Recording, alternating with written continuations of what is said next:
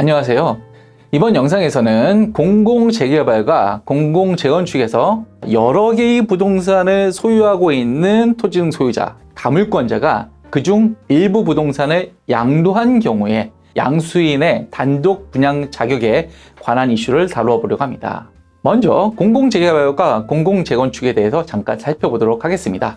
재건축, 재개발 사업이라고 하면 대부분 정비사업 조합을 설립해서 추진하는 방식을 떠올리십니다. 조합설립추진위원회가 토지등 소유자 75%의 동의를 받아서 정비사업을 추진할 사업시행자로서 조합을 설립하고 그 조합이 사업시행자가 되는 방식입니다. 그런데 도시정비법에는 조합을 설립하지 않고 공공이 단독으로 사업시행자가 돼서 정비사업을 추진하기도 합니다. 공공재개발, 공공재건축은 과거 문재인 대통령 시절에 발표된 소위 5.6대책 또는 8.4대책에서 언급되기 시작하였고 그 후 도시정비법 개정을 통해서 법적인 근거가 마련되었죠. 대표적으로 한국토지주택공사, 서울주택도시공사, 즉 LH 또는 SH 등이 공공재개발 사업에 적극적으로 참여하고 있습니다.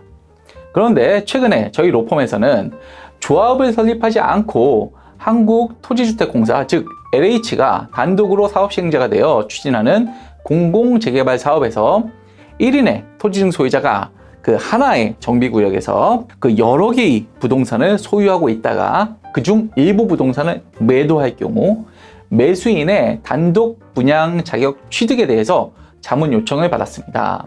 자, 이 사안에서 LH가 단독으로 시행하는 공공재개발에서 다물권자의 경우 언제까지 부동산을 처분해야 양수인이 단독 분양 자격을 취득할 수 있는지 여부가 쟁점이었습니다. 조합 방식의 경우에는 도시정비법 제39조 제1항 제3호에서 다물권자에 관한 명시적인 규정이 있고 그리고 2023년 대법원에서도 이 규정과 관련하여 단독 분양 자격에 대해서 명시적으로 판시를 한 바 있습니다.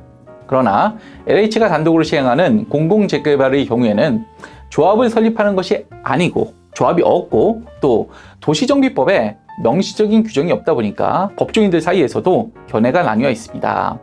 자, 그 각 견해들을 좀 살펴보도록 하겠습니다. 먼저 첫 번째 견해입니다. 첫 번째 견해로 조합 방식의 정비사업에 관한 도시정비법 제39조 제1항 제3호 규정을 유추 적용해야 한다는 견해가 있습니다. 이 규정은 조합 설립 인가 후에 한 명의 토지등 소유자로부터 토지 또는 건축물의 소유권이나 지상권을 양수하여 여러 명이 소유하게 된 때 그 양도인과 양수인 모두 합해서 1인의 조합원 지위만 인정된다고 규정하고 있는데요. 이 법률은 투기 세력의 유입을 방지하고 또 나아가서 조합원 쪼개기를 방지하기 위하여 2009년 도입된 규정입니다. 우리 대법원은 이 규정의 해석과 관련하여 주택재개발 사업 조합 설립 인가 후에 다수의 부동산을 소유하고 있는 1인의 토지등 소유자로부터 정비구역 안에 소재한 토지 또는 건축물의 소유권을 양수하여 수인이 여러 명이 소유하게 된 경우에 그 양수인에게 단독 분양 대상자 지위가 인정되지 않고 그 양도인, 양수인 합해서 전원이 1인의 조합원으로서 1인의 분양 대상자 지위가 있다고 판시한 바 있습니다.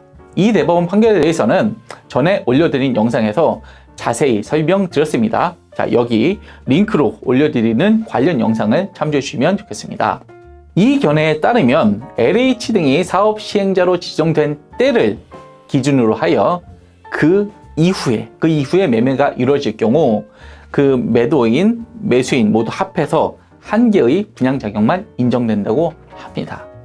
자, 그리고 두 번째 견해는 LH 등이 사업 시행자로 지정된 때가 아니라 분양 신청 기간이 종료된 때, 그때를 기준으로 판단해야 한다고 합니다. 자, 이 견해에 따르면 사업 시행자가 지정된 이후에 다물권자가 일부 부동산을 양도한 경우 그 양도 시기가 분양 신청 기간 종료 전이라고 한다면 그 양수인은 단독으로 분양 자격이 있다고 합니다.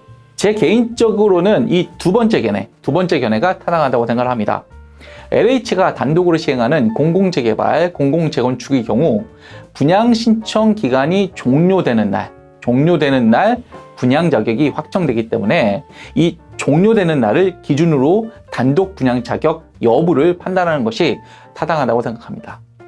조합을 설립하여 추진하는 방식과 조합을 설립하지 않고 LH 등이 단독으로 사업 시행자가 되어 진행하는 공공재개발, 공공재건축은 그 사업 시행자가 일단 다르고 진행 방식도 여러 가지 면에서 차이가 나기 때문에 아무런 근거 없이 조합 방식에 관한 도시정비법 39조 1항 규정을 공공 방식에 유추 적용하는 것은 적절하지 않다고 생각을 합니다. 그리고 도시정비법 제72조 제1항에 따르면 분양신청권은 토지 등 소유자에게 인정되고 도시정비법 제76조 제1항 제6호 제7호에서는 토지 등 소유자의 분양 자격을 일부 제한하고 있습니다. 예를 들어서 1인 또는 1세대 그리고 공유자에게 하나의 주택만 공급한다고 규정하고 있고 기타 제한사항의 경우에는 시도 조례로 위임되어 있습니다. 이와 같은 도시정비법 규정을 종합적으로 고려할 때 LH 등이 단독으로 시행하는 공공재개발, 공공재건축 정비사업에서 그 다물권자로부터 일부 부동산을 양수한 양수인의 단독 분양 자격에 관해서는 도시정비법 39조를 유추 적용할 수 없고 도시정비법 제76조 제1항 각호가 적용된다고 보는 것이 타당하며 결국 이 경우 다물권자로부터 일부 부동산을 양수했을 때 그 부동산 양수인의 단독 분양 자격 여부는 분양 신청 기간이 만료될 때로 보는 것이 타당합니다. 최근 이와 관련하여 국토교통부도 조합이 설립되지 않은 공공재개발 사업의 경우에 도시정비법 제39조 제1항 사무 규정을 적용받지 않고 도시정비법 제53조에 따른 시행규정에 정하는 바에 따라야 할 것으로 판단된다는 취지로 유권 해석을 한 바가 있습니다. 재개발, 재건축 사업에서 분양 자격은 토지 등 소유자의 재산권에 관한 가장 중요한 권리이므로 정비구역 내의 부동산 거래 시 도시정비법 관련 법령과 법원 판결례 그리고 국토교통부 유권 해석 등을 참조하는 것이 필요하며 반드시 전문 변호사와 상의하시고 진행하시는 것을 추천드립니다.